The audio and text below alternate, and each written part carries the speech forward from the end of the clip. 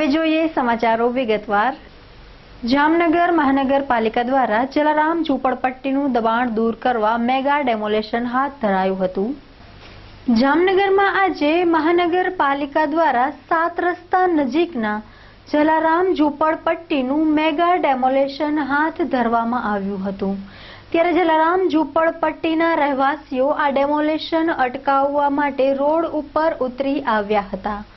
મહિલાઓએ તો હાય હાયના નારા લગાવ્યા હતા।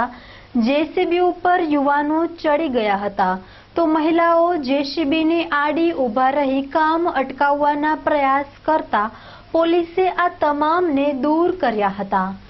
ડેમોલેશન કાર્ય શરૂ કર્યું હતું તેવા સમયે જામનગરના સાંસદ પૂનમબેન માડમ આવ્યા હતા।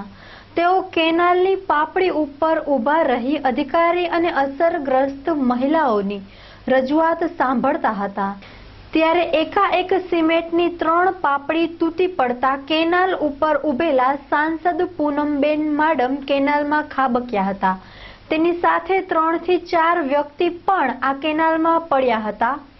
ઈજાગ્રસ્ત પૂનમબેન સહિત 4 ને એમ્બ્યુલન્સ દ્વારા હોસ્પિટલમાં સારવાર માટે ખસેડાયા હતા। જોકે ખાનગી હોસ્પિટલમાં સાંસદ પૂનમબેન માડમની સારવાર હાથ ધરી છે તો બીજી બાજુ આ મેગા ડેમોલેશન મનપા દ્વારા ચાલુ રાખવામાં આવ્યું હતું। જોકે સાંસદ પૂનમબેન માડમના ખબર પૂછવા જિલ્લા કલેક્ટર ડીડીઓ રાજકીય આગેવાનો હોસ્પિટલે દોડી ગયા હતા।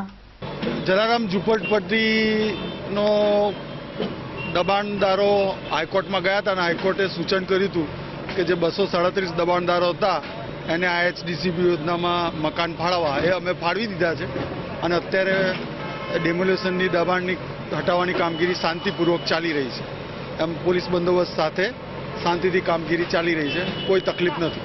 કુલ 237 દબાણદારો આઈડેન્ટિફાય થયા હતા અને એ લોકોને નોટિસ આપી હતી અને એ લોકોને મકાન ફાળવવાની પ્રક્રિયા પણ સાથોસાથ ચાલુ છે। આપ માનનીય સાંસદ શ્રી રજૂઆત કરવા આવ્યા હતા અને એ વખતે ચર્ચા ચાલતી હતી તે વખતે જે ઓપન ગટર હતી એ એકદમ તૂટી પડવાથી ગટરમાં સાંસદ શ્રી પડ્યા હતા અને એમને ઈજા થઈ છે।